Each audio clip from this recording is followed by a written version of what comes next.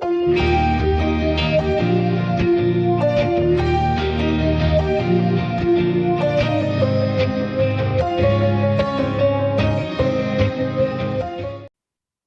guys, welcome to Main Tribes One Kingdom. I'm your host, Dustin, as always, with my co-host. Hey, it's John. And we're going to be talking about a very wonderful day. One of the biggest, honestly, the biggest holiday in Christendom, Resurrection Day. A day where we as Christians get to celebrate the resurrection of our Lord and Savior. Because honestly, when I read this story, about Good Friday, he dies. That's the human part of him dying. And when he's resurrection, it proves that, when he dies, that he proves that he was man.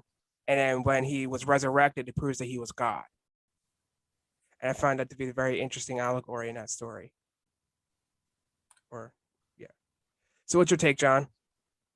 Well, I think even beyond that, his death was to back step a little. We left off on Friday with his death.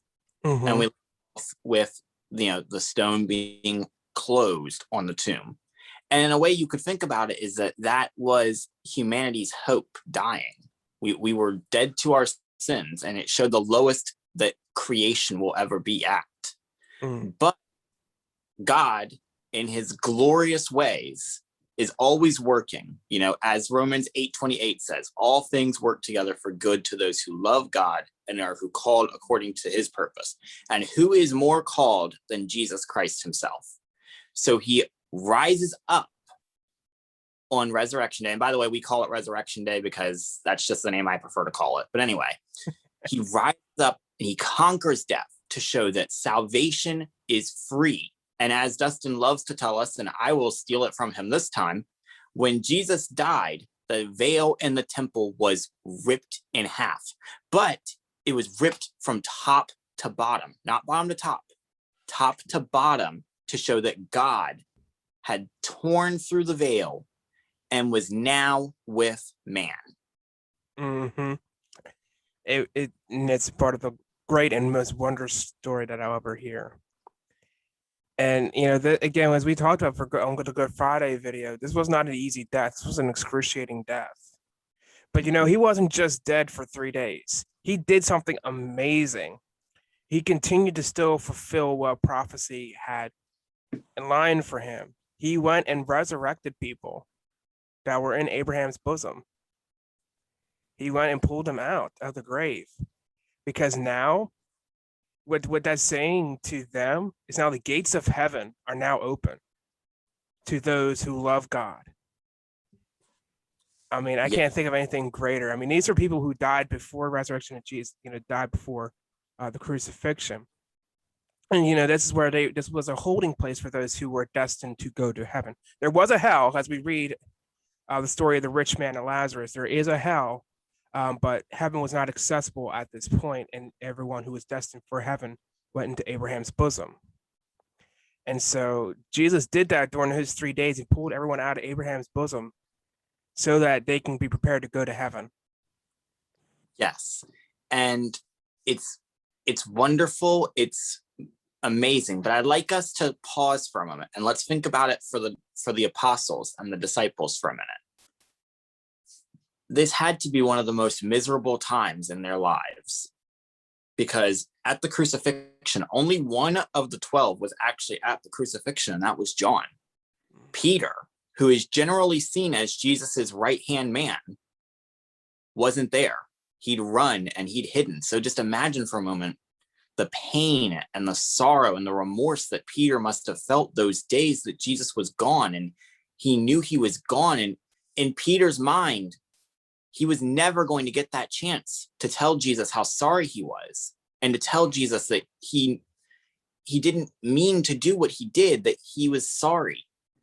And then imagine the joy that not only the other disciples, but Peter in particular must have felt that morning when Mary Magdalene came back and said, he's alive. Just imagine that for a moment. Imagine that joy. When we go back, let's go back to that guilt for a little bit. If I'm not mistaken, Peter and his brother were fishermen, right? Andrew, yes. Yeah.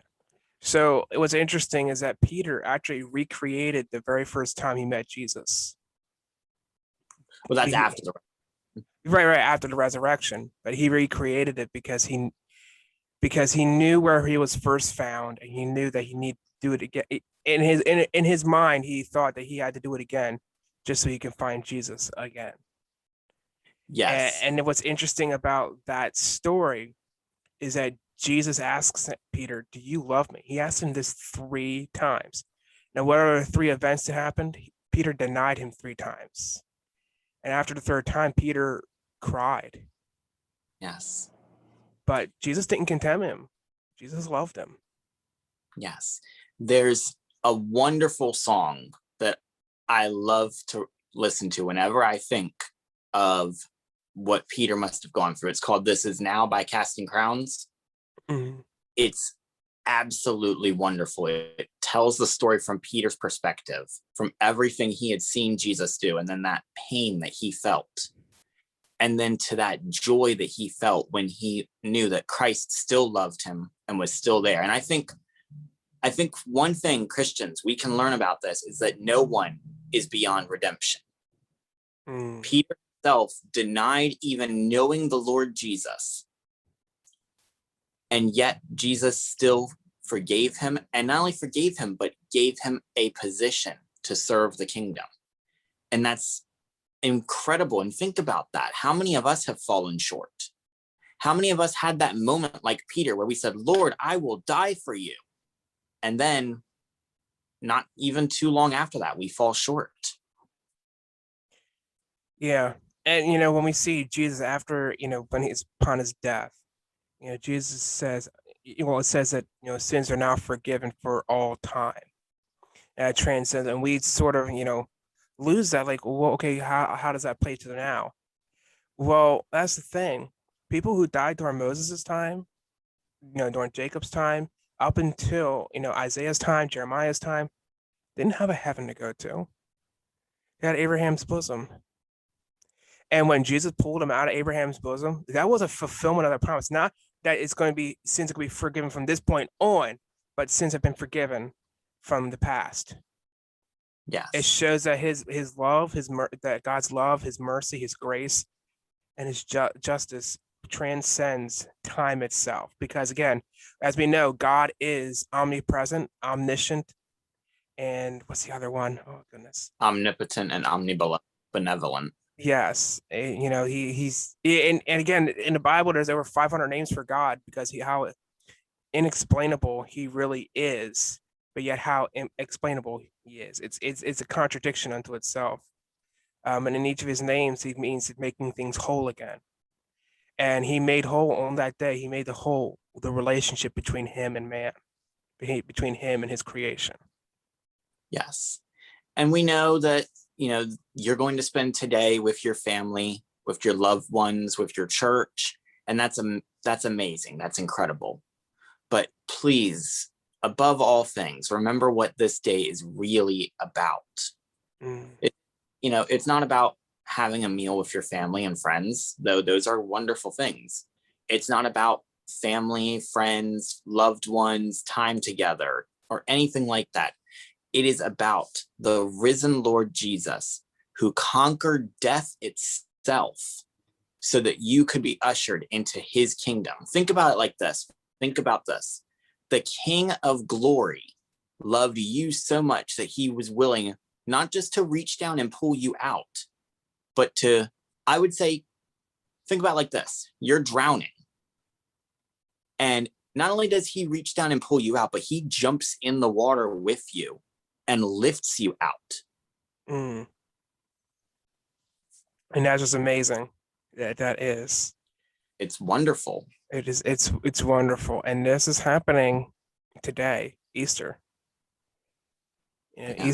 Easter is a wonderful day, and Resurrection Day is a very powerful day, and honestly, it's the most wonderful day in the entire Christian faith. And those who practice, I don't know if they practice in Messianic Judaism, but it's one of the most glorious days.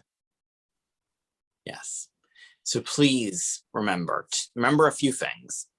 We all the time like to go to the cross, but we stop at the cross. And I think that's a mistake. Where should we stop? The empty tomb. And not even there. Don't just stop at the empty tomb. Go to the cross to realize how much God loves you.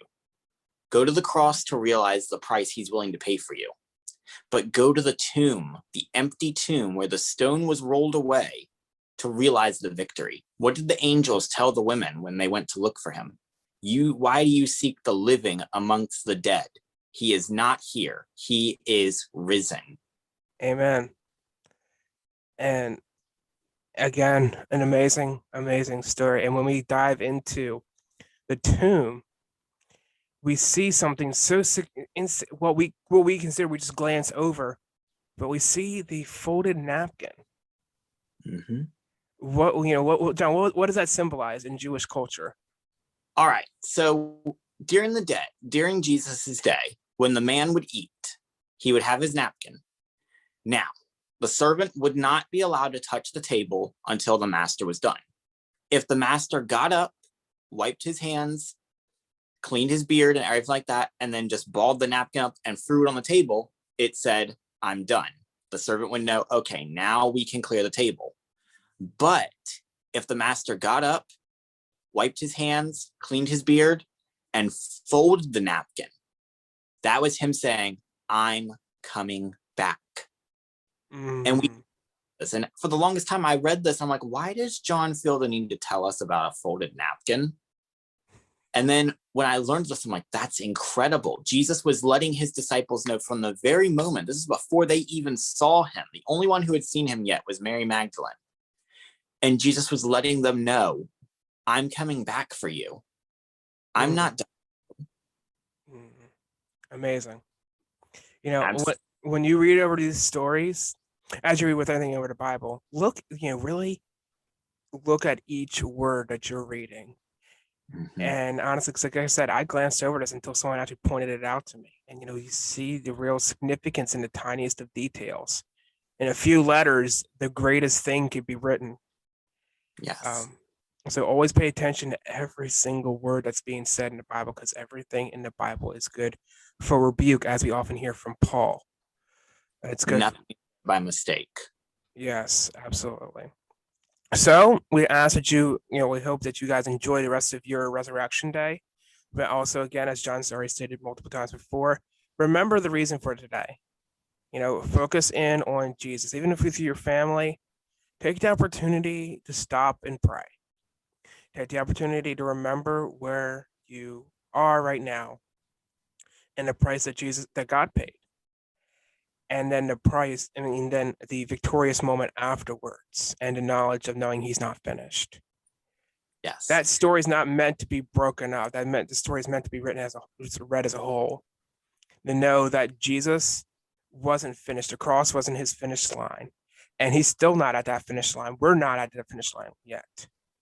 But no spoilers. We're not going to spoil it for you. You have to go read Revelation. You got to read up until Revelation to figure out the whole story. Yes. But if you'd like to know the scriptures for Resurrection Day, go read John chapter 20, Matthew 28, Luke 24, and Mark 16. All right. Thank you guys, and God bless you.